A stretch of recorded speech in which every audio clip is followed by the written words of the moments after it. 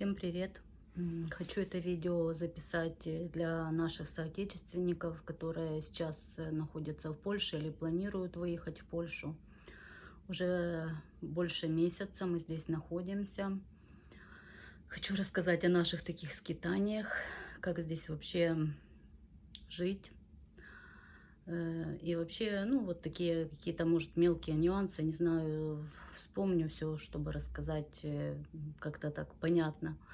В общем, получается, мы приехали во Вроцлав и, вообще, в принципе, не знали, где мы остановимся. И для того, чтобы воспользоваться программой какой-то по бесплатному жилью и вообще по какому-то проживанию, всем приезжающим в этот город, как и в любой другой город в Польше, надо обратиться, там, получается, на ЖД вокзале есть такой координационный центр, там волонтеры работают и координируют людей по поводу жилья. Хочу сказать, вот сегодня у нас 21 апреля, жильем во Вроцлаве очень тяжело. Мы сначала думали снимать квартиру где-то, поняли, что, в принципе, это нереально, я не знаю, может быть, как-то по знакомству это можно сделать, но вот так просто, потому что невыгодно полякам сдавать там на месяц жилье. Мы же вот не знаем, мы все время планируем вернуться домой. И не знаем, сколько мы здесь будем. В общем, что нас сейчас здесь задерживает, то, что на ребенка надо сделать свидетельство о рождении, также через консульство вписать ребенка в загранпаспорт и вклеить фотографию, чтобы потом пересечь границу с этими документами. Еще по поводу медицинского обслуживания. Моя дочь родила во Вроцлаве 1 апреля девочку. Роды были бесплатные. Мы вызвали с отеля скорую помощь. И приехала скорая, ее забрали. И родила. В роддоме было очень хорошо. Врачи всячески помогали, все медикаменты, все бесплатно было, кормили. В общем, ей в роддоме очень понравилось. Так что насчет этого так. А вот сейчас мы обратились по поводу ребенка, чтобы посмотрели, то медицинскую страховку сказали, вам не положено. Вы, конечно, можете приходить на приемы к врачу-педиатру. Вот мы сегодня пошли на прием. Тоже прием бесплатный будет. Но вот сюда к нам не ходит ни медсестра, ни, в общем, никто. Это, конечно, плохо, потому что ребенка надо смотреть. Вот так наша Миланья в центре для беженцев. В такой комнате находится. Да, спим на раскладушках. Ничего, мы себе простелили. Условия, в принципе, хорошие. Миланья, передай всем привет. Вот так вот, маленькая девочка. Выплаты мы никакие не получали. Еще вот что я не сказала, то, что вы когда приезжаете, вам надо оформить песель, если вы планируете здесь остаться. В общем, если не планируете остаться, я, конечно, точно не знаю, но думаю, что лучше не оформлять песель, потому что, зачем он, в принципе, нужен? Песель нужен как бы для выплат, чтобы потом вы могли подать на 300 злотых, это единоразовая помощь, потом 500 злотых на ребенка ежемесячно, вроде бы здесь, но мы не подавали ни на какие выплаты, потому что здесь не все так просто, это надо пойти, отстоять очереди везде. Вот единственное, для медицинской страховки надо вот песель, для того, чтобы бесплатно хотя бы родить и бесплатно обратиться к педиатру потом. Вот для этого. Если вам не надо тут медицинская, как бы такие консультации, то, в принципе, и вы тут проездом, то песель вам, в принципе, я думаю, не нужен. В общем, мы когда обратились вот на ЖД вокзал, нас поселили в терминал отель. Этот отель находится, можно сказать, на краю города, недалеко от аэропорта. Условия проживания там были хорошие. У нас был отдельный номер. В номере была туалет, там душевая кабинка, умывальник, кормили. Получается, обед полноценный, первое, второе, там, ну, кофе, чай. А завтрак и ужин в основном одинаковый. Это колбасы, там нарезка, сыр нарезка. Ну, бывает, дают еще там яйца с утра. Ну, еще хлопья там с молоком можно было сделать на завтрак. Ну, такое питание.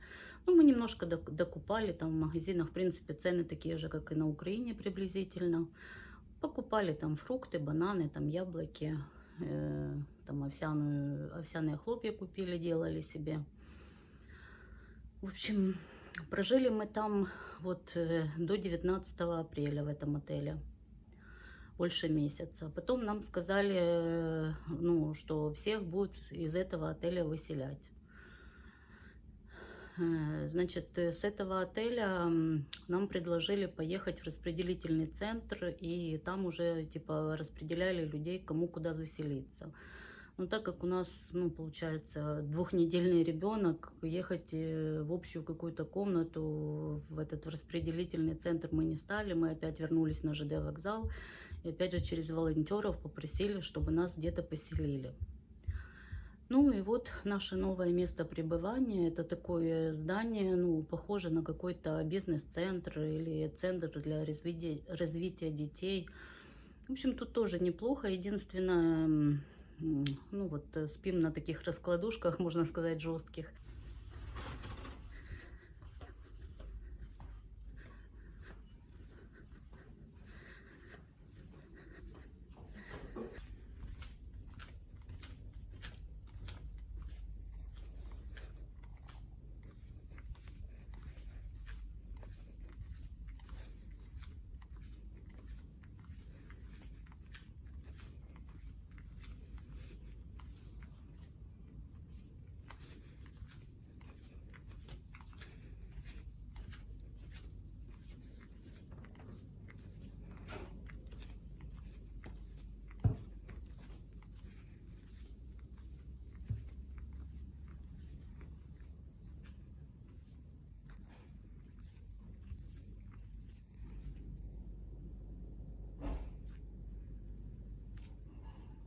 Ну, мы себе привезли там 2 одеяла, там есть, может, кто-то будет в Вроцлаве, есть такое место, называется Трамваева, остановка Трамваева.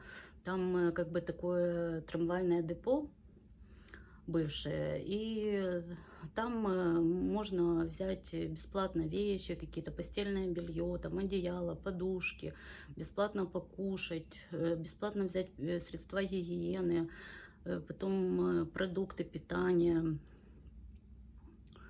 Ну, в общем, кому что не хватает, едут туда, ну, взять то, что им нужно. Там мы взяли вот для ребенка коляску, ванночку мы там взяли.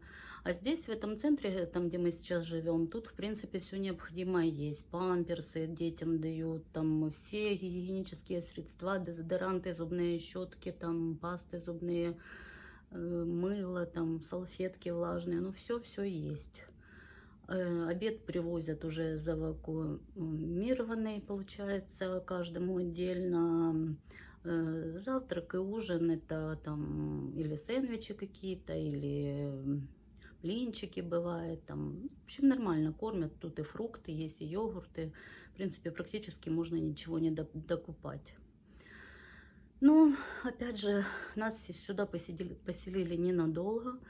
Мы так думаем, наверное, до конца месяца, если нам удастся сделать документы на ребенка, мы, наверное, будем, если все будет нормально в нашей области, на Украине, мы, скорее всего, будем пытаться вернуться назад, потому что скитаться вот так с ребенком неизвестно куда постоянно невозможно. Все-таки хочется где-то уже жить.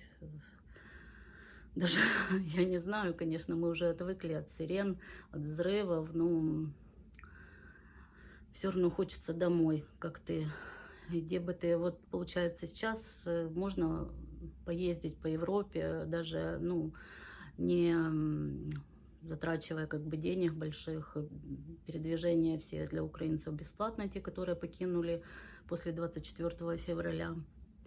можно вот сесть на поезд там, или на автобус и куда-то поехать в ту же Прагу или там Берлин, ну, в общем, куда угодно. Можно поехать попутешествовать, но ехать никуда не хочется, потому что в Украине как бы наши близкие люди, которым сейчас тяжело, и ну как бы ты не можешь ничего сейчас не воспринимать, никакую красоту. Вот ходим по городу, по Вроцлаву, очень красиво все, такие древние постройки, все ухожено, везде все сделано для людей.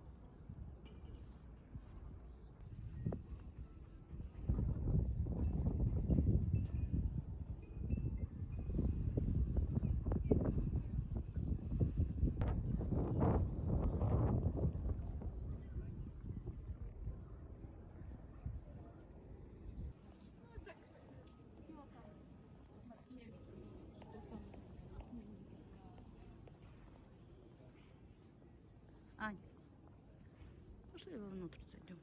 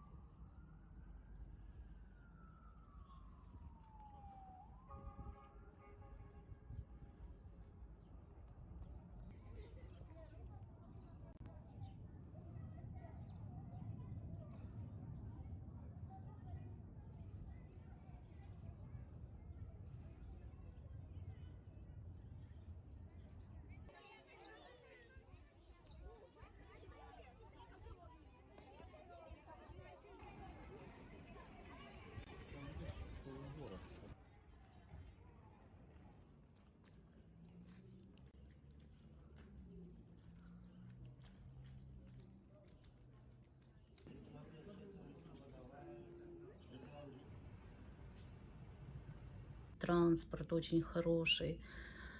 Ну вот все, ну ничего не радует вообще. Поэтому вот как бы есть возможность, вот сейчас взял и поехал в Прагу, например. Но вообще не хочется, и, наверное, никуда мы не поедем. А еще вот не сказала такую информацию. В том отеле, вот когда нам предложили, что, ну, сказали, что нас будут переселять, нам предложили 2 места. Получается, они сказали, мы можем вас отвезти в Швейцарию, в район Лугана. Там вы будете жить в семьях на полгода. Будут помогать и с языком, и с устройством на работу. Ну, в общем, по всем пунктам будут помогать. Ну, в общем, все боятся ехать так. И также во Францию, в город Лиль. То же самое, изучение языка, устройство на работу, проживание в семьях. Ну, я не знаю, по-моему, из нашего отеля никто так не уехал. А остальным, вот, кто попали в распределительный центр, их вывозят как бы за город. Уже от города это какие-то пригороды, деревни, и уже там, ну, вот люди проживают, я не знаю, какое время, до какого времени им разрешают. Ну, в общем, Вроцлав сейчас не нацелен долго держать людей, это вот только крайние случаи, или кто-то здесь учится, или вот надо сделать документы, что ты не можешь отсюда уехать. уже здесь оставаться не вариант. Поэтому я не знаю, если кто-то, наверное, хочет уезжать вот сейчас с Украины, может быть, лучше куда-то уехать в Чехию или в Германию, потому что здесь вот как бы вам долго не получится быть. Я слышала от людей, которые вот уехали в Германию, то говорят, там неплохо. Сначала, конечно, вы проживаете в центре для беженцев, потом вас расселяют, тоже бывают какие-то там дачные домики, еще тоже курсы немецкого, пособия. И вроде бы как помогают найти работу. Вот такая информация на теперешний час. Держитесь, мои дорогие украинцы. Я верю, что победа будет за нами. Все будет у нас хорошо. Всех целую. Пока.